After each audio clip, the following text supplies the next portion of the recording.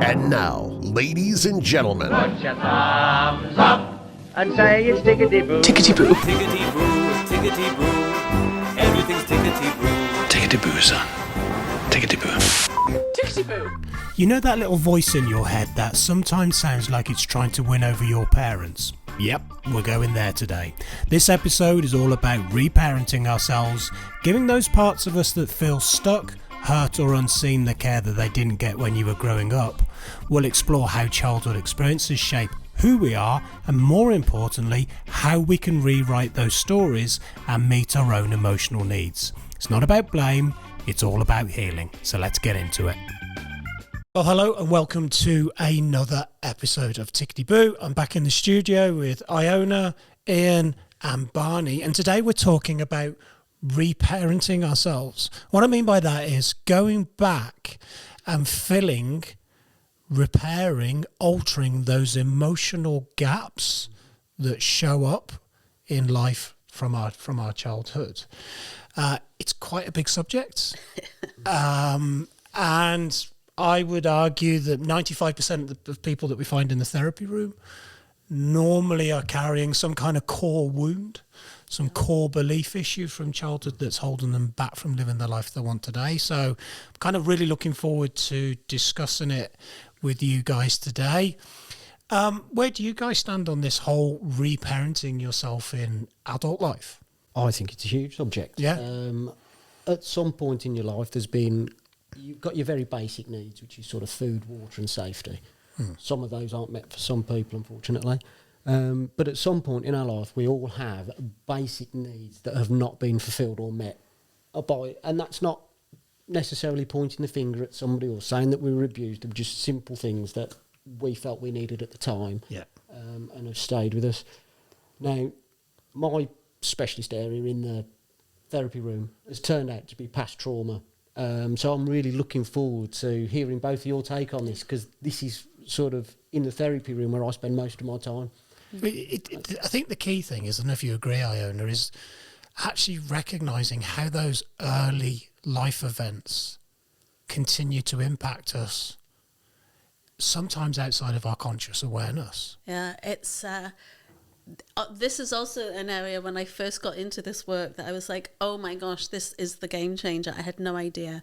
Got really excited about it because it's understanding, depending on the research that you look into, because I always love a little bit of numbers, but just to kind of give people a frame of reference who are listening or watching us, that a lot of our internal programming, the software that we're running on as adults, a lot of it is written and we take it on before the age of 8. Now, it varies. There's be some people that say for girls it's before the age of 12 or 15, but let's just round it off and say underneath the age of 10 is when we form a lot of our internal programming, if we think of ourselves as software.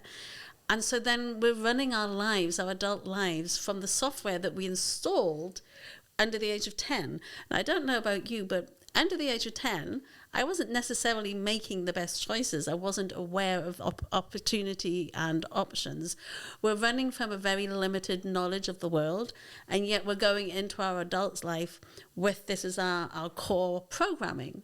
And we talk of core wounding, and as Ian said, that this is where the traumas are. And I have found with all the clients that I've worked with who have had to go into this area, that trauma can come up, and it's not necessarily an extreme trauma. We're not there's no one-upmanship on trauma. There's an event that happened when we were younger and we learned a way to deal with it to whatever extreme that we did, and then something happens in adult, we instantly go back to that, oh, this is how I deal with this situation. Yeah. And that's the thing. And just understanding that, if we think of ourselves as software. Yeah, I say that to my clients. It's like, if you're into computers, your programming when you were a child was like Windows 95 or Windows 98. And your coding, your software patch that was installed into you back then is now operating in today's world of Windows, whatever version we're on. We're a Mac user, so I'm not completely with it. But fundamentally, we have stuff that we're carrying from childhood. And the best way for me to explain it is something happened to you. Yeah. And in response to that, you set up a behavior. Mm-hmm. And then that response becomes automatic and it continues to run. But if that response was set up when you were 8 years old and now you're 42, the response that you're getting in that moment when you're triggered is that of the 8-year-old. Yeah. That 8-year-old, that whether you want to call it the inner child, that 8-year-old version of you needed something back then that it wasn't able to get for whatever reason. So that response that you're getting today as an adult is so out of date and it needs updating. And that's where people need to go back. And this is what we mean by going back and reparenting those younger versions of ourselves so the quality of our life now can improve. It can be slightly subtler than that too, because also we've talked of trauma, and I'm very aware that I don't want our listeners just to think, oh my gosh, it's that extreme thing. It can be when something upsetting or challenging happened at home when you were little and you retreated or your needs weren't met, so you were sent off to figure it out. I was the eldest of 3 children and I just had to figure it out. As an adult, once I realized, oh, I retreat when things get hard or I'm being challenged. I don't lean into for support. I didn't used to, I do now. But it's that awareness. It's like, oh, that's a coping mechanism.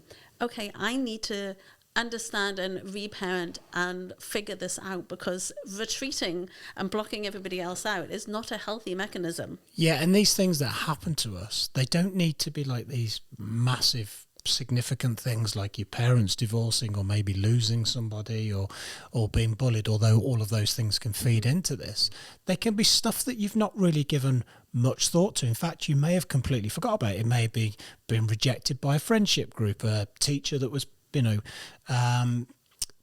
sort of belittled you and made you feel silly. You've had to stand up in the classroom and give a presentation and you fumbled and everyone laughed at you. There's so many things that you've moved on from consciously, but that part of you back then is still struggling with it and has unmet needs. That is continuing to influence your behaviour today. And that's why I say in the therapy room, sometimes we need to go backwards in order for us to go forwards. And I know the way that all 3 of us work, it's some of working with clients when you're working through this, it's like night and day, and it can be sorted and remedied in a way so quickly when you know what you're doing, you know what you're looking for, and you are willing to take your client where they need to go in a way that's not traumaing and triggering for them, Giving that younger version of you some compassion. Yeah. Something really powerful that somebody once did with me was we were talking about a particular negative feeling that I kept experiencing, and they got me to close my eyes and think back to a time when I was younger when I experienced that. And it's a really powerful experience to just close your eyes, go quiet, focus in on that feeling, whatever it is that you're experiencing, and go back and visit that younger version of you. I could see what I was wearing. I could see where I was. And she said to me, what do you need right now? Because you can give that to yourself. And it was a really powerful and humbling experience. And my inner child just needed acceptance. Yeah. That's what it was absolutely desperate for. It felt rejected and abandoned. But most of us kind of go, I'm probably aware that I might be triggering some of the unicorn strokers at the moment with this going back and visiting these younger versions of ourselves. But as possibly one of the most non-woo-woo people you could ever meet, I can tell you now it's probably one of the most powerful experiences you will ever do in your life, going back and visiting these younger parts of yourself. And also, a couple of episodes ago, we talked about manifestation. Yeah. And in that, we shared our minds believe what we tell it. And so what are we telling ourselves? And also, with the part of visualization. So there we were using it for going forward. Here we are, we're using that visualization for going back and giving ourselves that support we needed. What did you need in that time?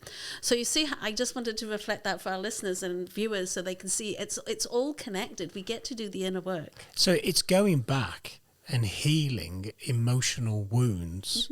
Yeah, It's no different than you've got a cut but the cut hasn't healed itself. It's remained. We go back in, time, I suppose. We go back in time and we heal the emotional wounds to allow them to become scars.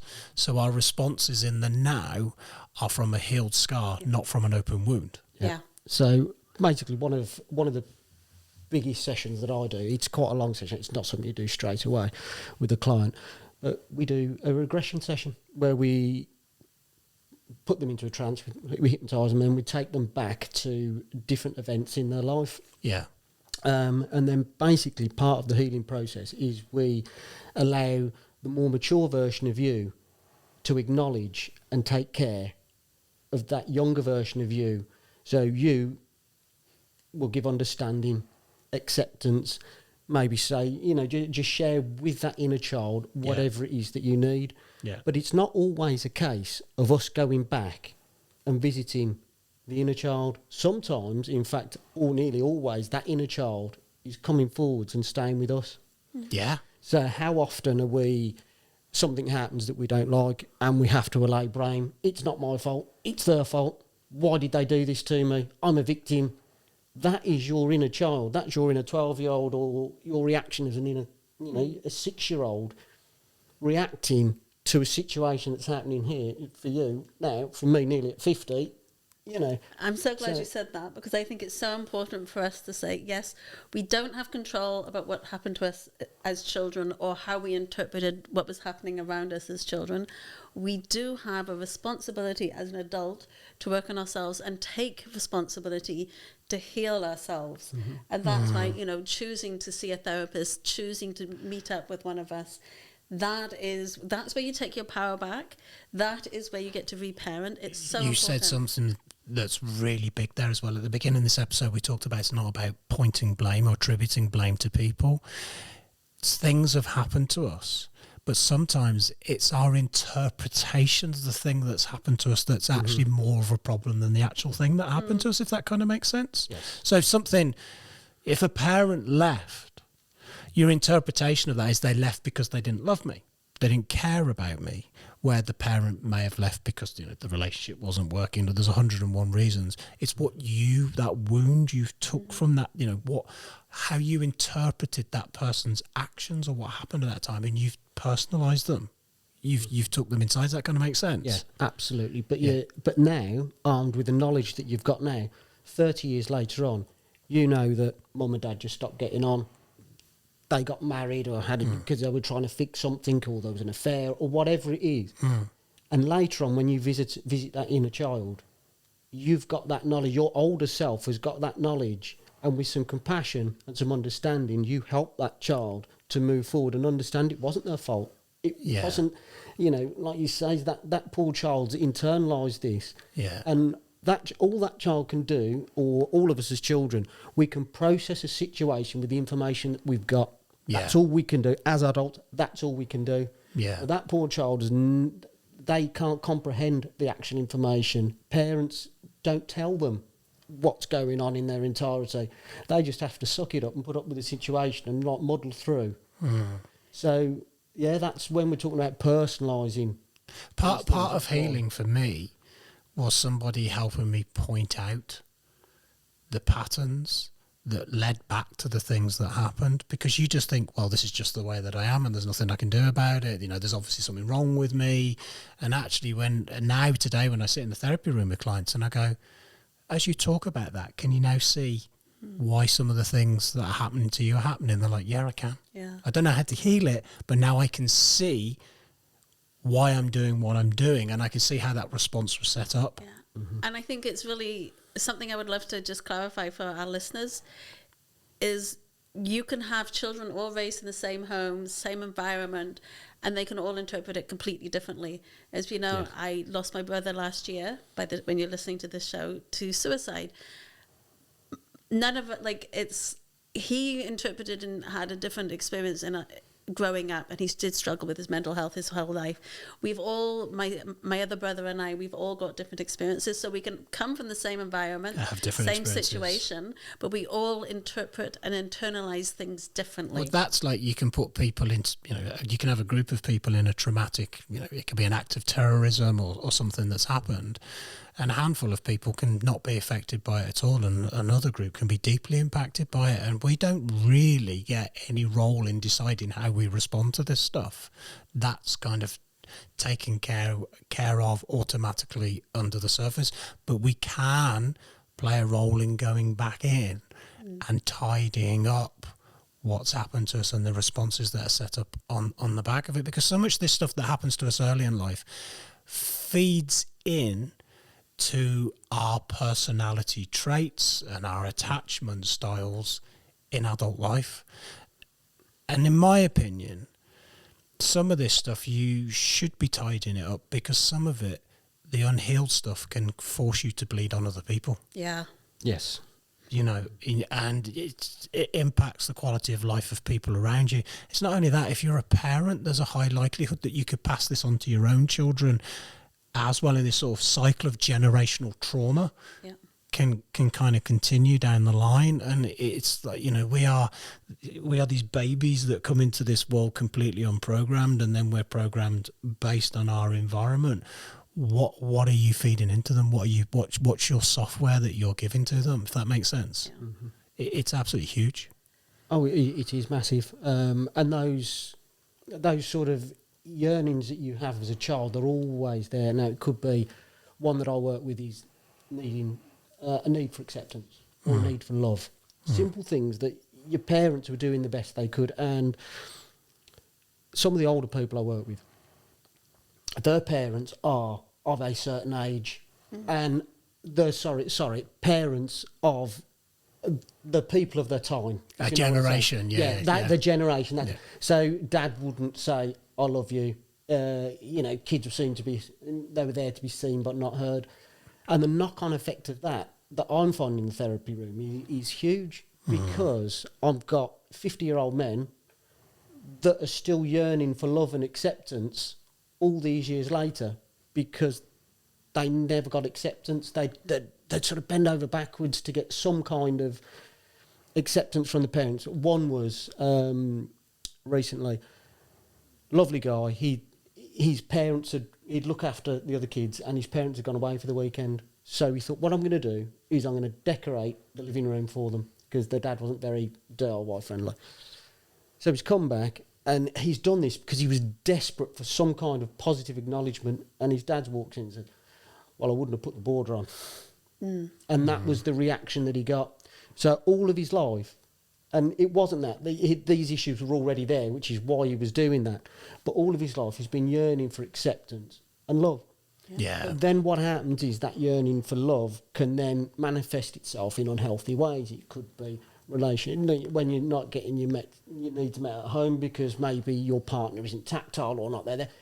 That need for love can sometimes take you to unhealthy places where, you know, you shouldn't be going, that could lead you to be in a situation where you bleed on other people and destroy your own environment. I can recognise it from my upbringing. You know, there was a part of my upbringing where I felt responsible for my parents' mood. So I felt like I was walking on eggshells at times. So that led me to be conflict avoidant. You know, I would try to, I made it my responsibility to control the narrative and the mood. But then I had other issues where I felt like my worth was tied to what I achieved in life, because I was trying to get acknowledgement and validation and acceptance, and it just led me to manifest a whole load of anxiety. Do I blame my parents for it? No, absolutely not. You know, I've talked openly on previous episodes where my dad left when I was very young, but I didn't realise how that had impacted me. You know, there was a part of me that believed that people that love you just up and leave. They're going to go anyway. So there was a fear of abandonment, a fear of not being good enough, and unconsciously you shift your behaviours to try and control the narrative of that happening to you.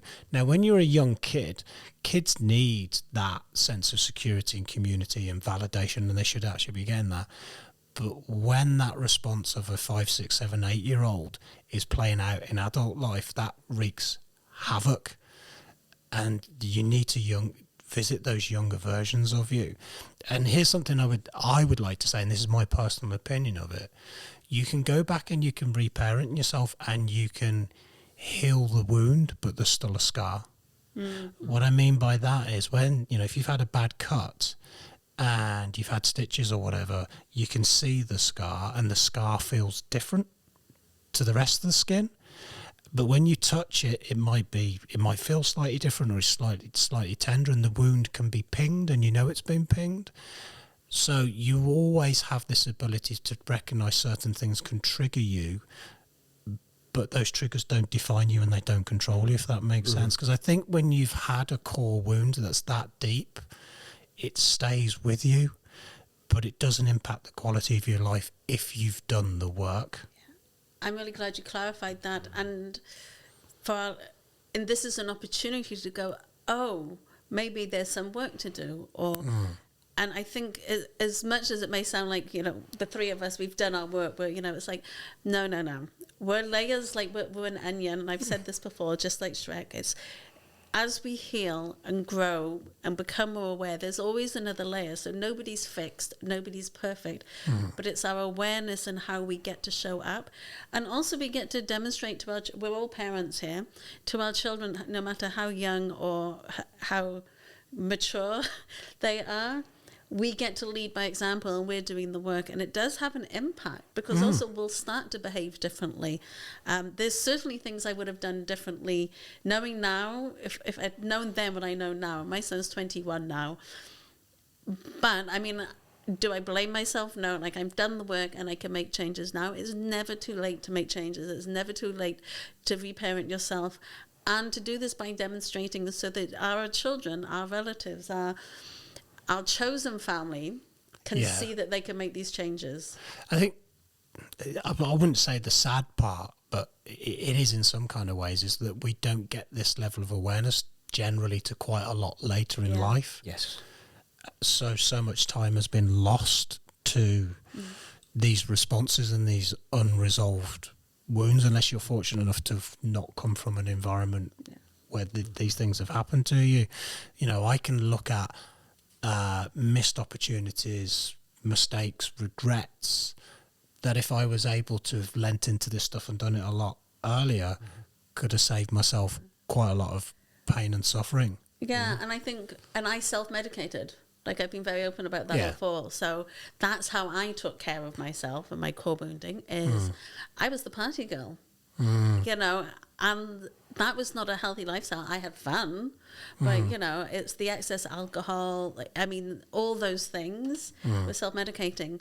And now that I've done the work, it's like, oh, yeah, or doing the work, you can see it. So, yeah, I think it's all part of the growth. And I really would wish for other people to come to this awareness and come to this work sooner. Well, in a previous episode, we were talking about how sometimes you need to completely change your environment to move away from the very things that are holding you back on the path that I was on. Me and Ian talk about this a lot, because we're pretty much lifelong friends, in that I can see from my core wound when I was a child, I ended up knocking about with people that weren't good for me, but they accepted me and they validated me even though they were bad for me. So I'd end up in situations and circles of people that weren't good, but I felt included. Yeah. Does that kind of make sense? So it was the validation that I was seeking for was self-destructive, and it was leading me down a path that wasn't good. And there was a number of us back then in childhood that were heading down that path, and were fortunate enough to kind of come away from it. But it's really important that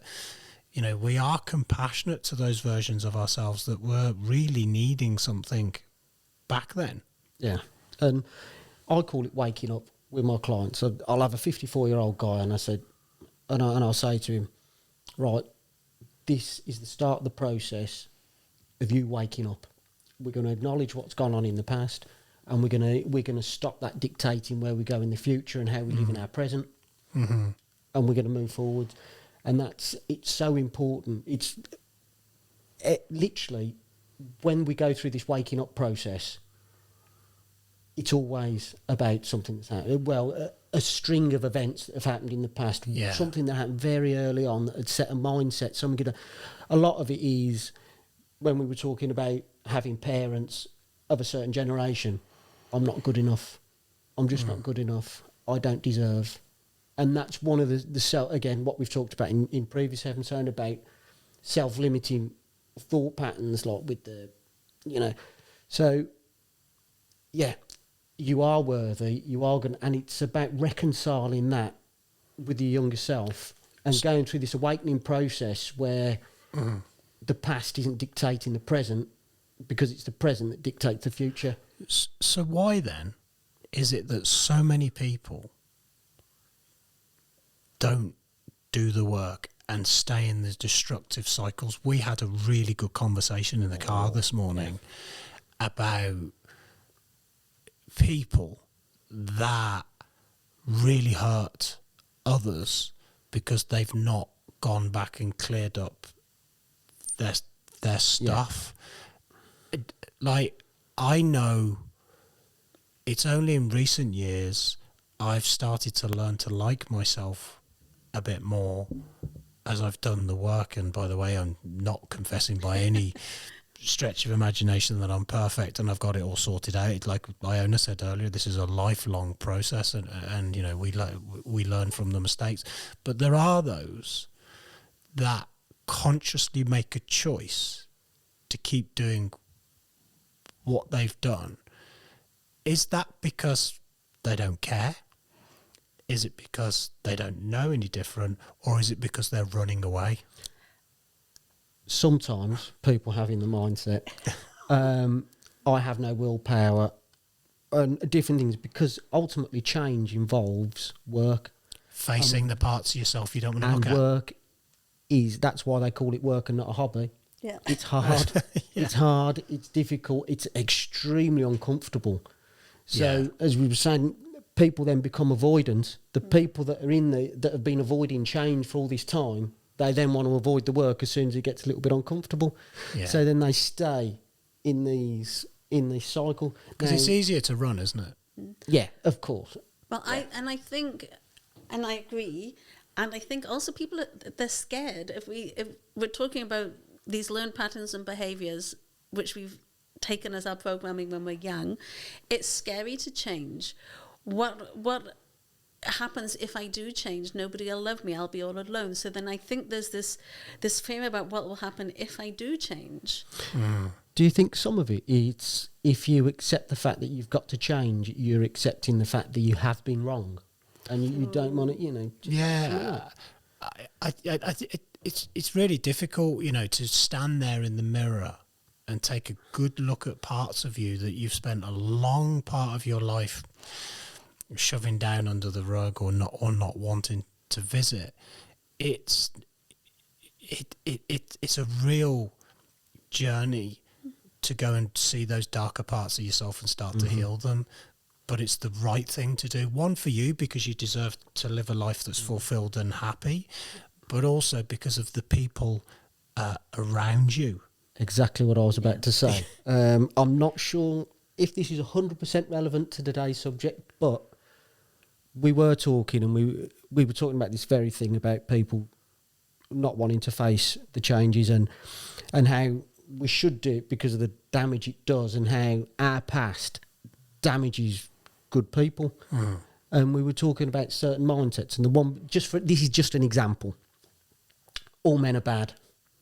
So then what happens is you meet a good person, and then what you do is, because you've decided that all men are bad, you sort of ignore the general scope of what they're doing, then you just pick out all the little bits that you can find fault in, and you put them in the bank, you store them. This works both ways, by the way. Yeah, I know, yes. I know, this was just an example. Yeah. But then what people do is, in order for people to fit into the box, they automatically assume, so no matter what you do, you are that abusive ex, you are that bad friend, you are... because people are in this mindset, they're banking all these tiny little things that most people would find insignificant until they compound them and put them together to actually make you fit in that box and be I'm that so bad with person. you on that. You're right. I can see how what happened, or what my interpretation of what happened in childhood showed up later in life for me. So I became anxious attachment. So I was hypersensitive to the tone of voice that people spoke to me in. And I felt completely responsible for managing the mood of individuals around me that were, key in my life. And any shift or any belief that something was off, I experienced terrible anxiety. So as anxious attachment, I'd want to lean into the situation and fix it as quickly as possible in order for me to feel okay. Now, I've come into the domain of others who are avoidant, who they feel the same anxiety that I was feeling, but the difference is they want to lean out and run and abandon and discard, and they end up hurting people as well. So this really does show up in your life, in your attachment style, in your personality style, and that's like radiation that contaminates people around you. And if you don't fix this stuff, you bleed on the people you say that you love. Yeah, thank you for putting that more articulately than I was doing it. But I mean, we don't want to make this about relationships, but these traits turn up in relationships with your own children, with your partners, with your colleagues, with your friends, how you interface with humans generally. Your relationships with yourself. Which is feeding back into what I said about you don't like yourself.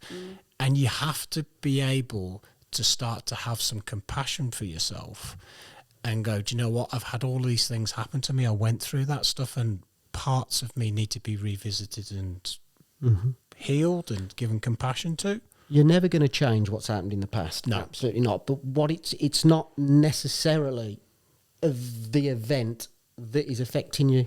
Yeah. It's the thoughts and the emotions that are attached to that event that are the baggage that you bring with you. So it's about going back and just changing the emotion. All the feelings attached to it and how you feel about it, which will then change how it affects you. Yeah. So as an older person, I can go back to me as a 6-year-old and I can totally, with age and wisdom, there's lots of age, not too sure about the wisdom, but we can certainly change the way that younger version of me views this event. Yeah. And, so it wasn't. I can remember you as a kid. We kind of grew up together, and you at a very early age had a lot of responsibility. Yes. A lot of more responsibility than most kids of that age would have had put upon them. And in some ways that's great because it's taught you some really important lessons, but also in another way it would have took stuff away from you as well. At that kind of age, you shouldn't really have had that level of responsibility. And a lot of the stuff you probably experienced at that age, just like me, you weren't really emotionally mature enough or prepared to deal with, if that kind of makes sense. Definitely. So we've got to take a look at these, whether you want to call it your inner child but most of us have to have some reparenting that we need to do. And to me, it's a lifelong process. There is no final destination here. You will actually reveal other parts of yourself that need some kind of soothing or nurturing or work, and nobody's perfect at this. No. Well, also, parents aren't perfect at this. No. To raise a child that's got absolutely no baggage at all, it's nearly impossible. You can get it absolutely textbook perfect, but your child will still interpret situations in ways that you could never, ever interpret because they've got all kinds going on in the house from their other environment that you're not part of. So this isn't about parents kicking themselves or anything like this, but you just cannot get it 100% right. It's impossible. I think it's self-responsibility, isn't it? Absolutely. As an adult, Yeah. we get to choose how we're going to show up. So that is our responsibility. It's my responsibility how I show up and be with both of you. It's my responsibility how I'm going to behave when I've not had enough sleep. It's my responsibility. And I think that can be quite humbling because also, and I've seen it with clients and for myself personally, sometimes we've done some not very nice things from this wounded space. Yeah. And we've still got to take responsibility for that. So it's not like we shift the blame, we're blaming our parents and then, oh my God, it's all my fault, I don't want to do it. It's like, no, like self-awareness, self-responsibility. that is actually what we're So going on about. noticing how those childhood patterns continue to affect you and show up in your life today. Yeah, and that's a perfect way of putting it. Instead of I'm accountable for this, these actions led to that. Why is it me? It's not my fault. I shouldn't have done it. They shouldn't have done this. And that's how a child would react. Yeah. An adult is accountable, and you can recognise. And I'm not saying those things aren't, don't have any value, but as an adult, you're accountable. But that inner child is the part of you that's saying It's not easy, "Well, by the way, I'm to jealous, look at it's those not my parts fault." of yourself that you don't like. And also something that can happen once you're doing the work and you're working on self-responsibility and self-acceptance and self-love, what can then happen is you're doing the work and you're healing, and then the way you show up is like, so today, when I arrived, I let you both know, I am tired, I haven't had enough sleep. Now, if you're working with someone, because I'm very upfront, I'm very abrupt with it, you could be sharing that with someone who would be like, well, that's not my problem and you should have gotten sleep and you need to. So also, just because you're doing the healing work and working on yourself, other people may not necessarily respond in a supportive way. You guys were great. The old version of me today would have taken responsibility for your mood and There tried we to make go. you happy. Yeah. Because Iona's a bit cranky. Maybe it's something I've done. Let's see if I can get her to like me. I would have taken responsibility for that in the past and felt riddled with anxiety until you acted in a certain way that allowed me to be okay. And it's only in later life I've worked this out. People don't talk to you because they need you to fix the situation. What they normally just want is a little bit of empathy. Yeah. Or, so Yeah. it's empathy. Okay, this is where I am. Empathy's fine. Yeah. A solution, a fix isn't a necessary part. Would you say then, if you're an adult and you're listening to this, you're not even an adult, maybe, you're in your late teens or whatever, because if you can fix this early, trust me, life can be much more enjoyable, is to recognise those points in your life where you're either anxious or avoidant, or you don't feel worthy or good enough. Where does that keep showing up in your life? Because that's clues you've got work to do. Would you agree with that? Yes, I would. Yeah, I mean, these emotions that we're talking about, that it's normal at times to feel unanxious, unworthy, a bit of imposter syndrome. But if you've got recurring patterns and triggers going on in your life, there's a very strong possibility that you've got some inner work to do. Yeah. Yeah. Some core wounds from the past to revisit and to tidy up. I mean, looking, as I've said this before, looking at yourself and going, do you know what? There's something, I don't like the way I am in this situation. Like I said, I'll be responsible for your mood today, which basically goes, I'm going to be anxious until you change. So you do it, but it's an inside-out process, not an outside. When the outside conforms, the inside can kind of be okay, and that's the issue there, And it's really recognising these parts of you that need to be visited. And if you need therapy, go and get therapy. Yeah. And if you can't afford therapy, that is not an excuse. There are books, there are YouTube videos, there's stuff all over the place. Educate yourself. Just accepting that there's parts of you that need to be healed, and maybe for a period of your life you need to change the way you lead your life to work on that stuff so you can lead your life in a different way again. Me and him fell into a conversation about relationships in the cars earlier, and how certain people just go in and train wreck situations and then walk away and repeat. Stop bleeding on other people. Yep. And just be honest with yourself. There is no such thing as failure. There's just feedback from the situation. It's just whether you decide to take something from it. So if we've got somebody listening to this right now and they're like, do you know what? I'm not really giving it much of a thought, but actually there are wounds that I think I have. Where do they start? What should they do? I think your little exercise earlier, where you close your eyes and you sort of say to yourself, in relation to the way I'm feeling, what what am I remembering? And just let your mind go back and see how far it goes back. Yeah. And I think that it's all in there. It's all absolutely in there. And I think it could be quite revealing if you actually stop, quiet your mind and have that, that conversation with yourself. And these feelings that you're having, just see if you can remember a time before it happened, when it started, and what things had an impact on you that way. But What about you? But most of all, it's learning to acknowledge the fact that you have got that inner child there, and just allowing your mature self to take care of that inner child. Yeah. Something quite similar, which I like, is if you do on a piece of paper, you do a line and just kind of mark it off, like over the decade, say, and then go back and reflect on successes, accomplishments, and then lows or challenges. And sometimes it can be a little hard to remember, but you'll start to build literally the story of your life. And then you can go, and hopefully you will have, you'll have some peaks, you'll have some troughs, and then you can explore, well, what did I tell myself about this? Yeah. What did I learn about this? Because when you can look back at it and go, oh, I actually forgot that when I was 10, this happened. And oh my God, that's where that comes from. I think it's in the reflection. And yes, it's not an overnight fix, but I think it's just understanding the story of our lives. You might see a pattern that's like, actually, when friendship groups reject me, because that keeps showing up on my timeline, this is normally how I've interpreted this, because we're all looking at the world through our own glasses. And I find it is a really great exercise. And also from a lot of that is you get to turn those wounds into your wisdom, because you can see the lessons and learnings. And as I've shared before, and that's where the growth mindset comes from. It's not a fixed.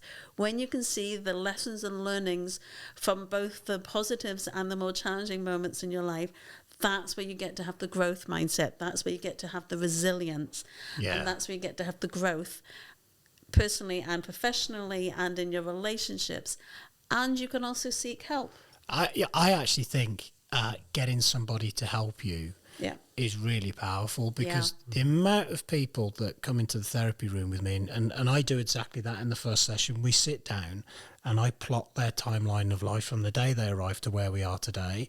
And as we're plotting it out, they're telling me stuff, and I'm kind of writing it all down. And they go, oh yeah, I don't know if this actually matters, but like this horrific event happened to me, then this happened, and this happened. Do you think that could be feeding into the problems we're having today? And we're like, yeah. And actually, how many people actually stop and take a look back at their life and go, oh my God, I have really been through some stuff. And stuff impacts you. And it changes the way that you think about the world and the way that you respond to the world. But we just carry on as though nothing's happened. It's like playing sport and picking up an injury and then expecting to go back out on the pitch and continue running around before you picked up the injury, because it's psychological and it's, sat down at an unconscious level. We kind of carry on. But when I point out to people, like, can you maybe see why you've been struggling? They're like, yeah, what do we do about it? Yeah. And I think that's so crucial. It's like going and getting help. And also, as much as I was on this journey already before I came to this training, I was like, oh yeah, I've got it, you've got an understanding. And then through doing therapy training, hypnotherapy training, peace of mind training, you go, oh my, like it's another layer of clarity that you gain by doing these learnings and exploring how the mind works and how we interpret things. It's amazing, because you get to work on yourself in that process as well. Well, and the funny thing is, doing therapy the right way, it can actually be fun. Yeah. And it can be quick. Like the shifts, I mean, generally most people with me in therapy do 2, maybe 3 sessions. It's not lots of sessions. And we're tidying up generations worth of, decades worth of stuff. It's not all, how did your dad make you feel that day when he didn't say that to you and you didn't do that? Because we're not going back in there. We're going back to these younger parts of them and giving them what they needed, releasing them, because part of you stays trapped in this stuff that's happened, and then you've got to go back and free yourself from it and clear up the wounds. But the wound is like, there's a plaster that can now heal. Now you can move forward in your life, not dragging that stuff, because the amount of stuff, that bag of stuff that you're dragging behind you gets heavy. I was just, as you were explaining that, You know when you play dominoes and you line them up and then you watch them fall? So when something happens to us, like we're dealing with that all the way through, the positive of doing this work is actually the domino effect has a positive impact now. You go and repair that part, you go and reparent that part. Yeah. And then the knock-on effect is all these other issues just dissolve. They're no longer another thing you have to work on, the thing that happened when you were 15 and then 25 and whatnot, because you've dealt with it at the core. That's the trick.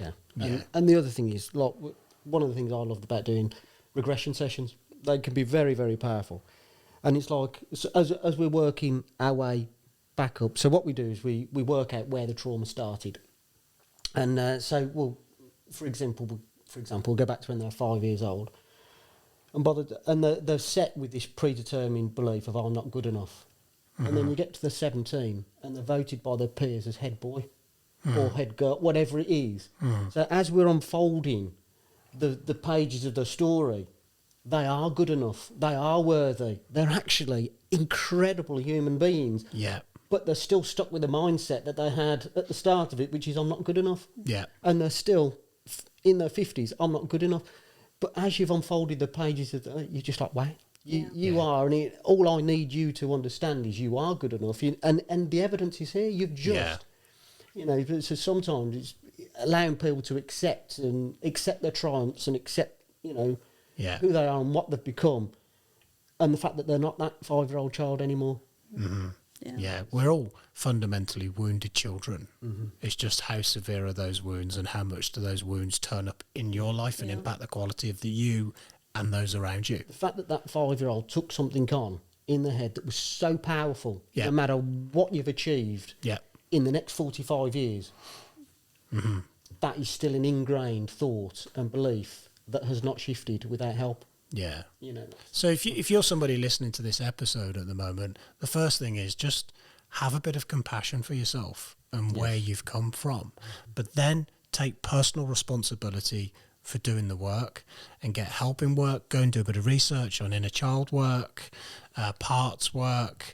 It's really important to tidy up. You have a responsibility to tidy this stuff up. Yes, it's not your fault what happened to you, but it's your responsibility to tidy up what happened with it so you don't bleed on others. And also, do you know what?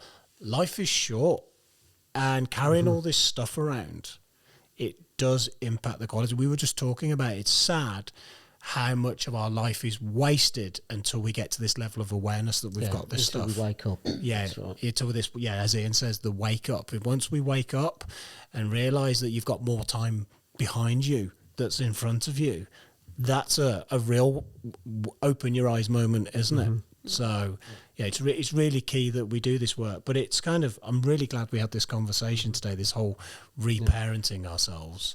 It's not a do it once. It's actually a rinse and repeat cycle that you'll probably continue to do throughout your life. But I'd be really keen to hear from people that are watching this episode on YouTube or listen to us on Apple or Spotify. If you've maybe been through this or you've actually been listening to us and realised stuff about yourself, please share it with us. You can remain anonymous. We would love to hear because it gives us content to talk to you about in the future. And as always, whatever platform you're on, Spotify, Apple or YouTube, click the notification bell, the follow icon, drop us a comment, because all of that stuff really does help us with the platforms. It creates more relevance and it enables us to keep delivering really good quality content to you. So this wraps up this episode. Ian and Iona, thanks very much. It's been a great chat and we look forward to talking to you in the next episode. If you or someone close to you needs to access mental health support, please contact your GP. Or, if it's out with normal office hours, get in touch with NHS 24 on 111. Alternatively, contact the Samaritans on 116 123. All calls are free of charge from any phone. You can also find more support information on the Tickety Boo website, ticketyboopodcast.co.uk.